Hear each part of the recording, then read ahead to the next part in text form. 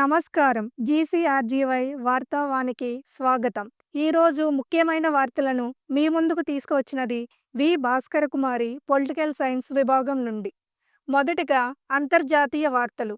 29 ఏళ్ల వయసులో ఒక వ్యక్తి కాలినడకన ప్రపంచ దేశాలను చుట్టివచ్చే అసాధారణ నిర్ణయాన్ని తీసుకున్నాడు.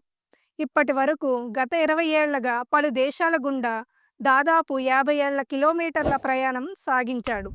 మరో 1600 కిలోమీటర్ల దూరం ప్రయాణిస్తే తన గమ్యస్థానం చేరుకున్నాడు. జాతీయ వార్తలు. వందే భారత్ రైళ్లలో ప్రయాణించే వారికి కేంద్ర మంత్రి అశ్విని వైష్ణవ్ శుభవార్త చెప్పారు. ఇక నుంచి వందే భారత్ రైళ్లలో స్థానిక వంటకాలను వడ్డించనున్నట్లు తెలిపారు. ఆ రైలు ప్రయాణించే ప్రాంతాల సంస్కృతి, వంటకాలను ప్రయాణికులకు పరిచయం చేయడమే ఈ నిర్ణయం ముఖ్య ఉద్దేశమని వెల్లడించారు. ఇక ఇదే స్థానిక వంటకాల నిర్ణయాన్ని క్రమంగా ఇతర రైళ్లకు కూడా విస్తరించనున్నట్లు స్పష్టం చేశారు. రాష్ట్రీయ వార్తలు.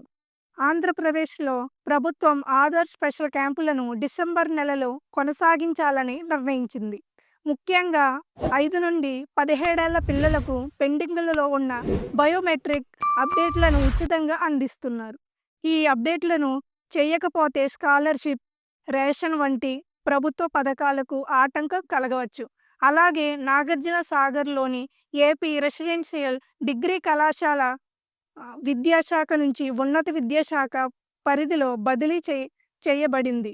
సంక్షేమ హాస్టల్స్లో అధికారాల పర్యవేక్షణ కోసం కొత్త మార్గదర్శకాలు విడుదలైంది. చివరిగా వాతావరణ వార్తలు. బంగాళాఖాతం నుంచి తూర్పు గాలులు విస్తరించడంతో తమిళనాడు ఆనుకొని ఉన్న రాయలసీమ జిల్లాలను మళ్లీ వర్షాలు పలకరించనున్నాయి. వాతావరణ శాఖ అంచనా వేసింది. మంగళవారం రాష్ట్రంలో అక్కడక్కడ వర్షాలు కురిసే అవకాశం ఉంది.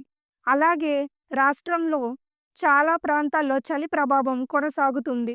నిన్న అల్లూరు జిల్లా ముంచంగిపుట్టు మండలం కీలగాడలో 7.3 డిగ్రీల కనిష్ట ఉష్ణోగ్రత నమోదయ్యింది. నమస్కారం.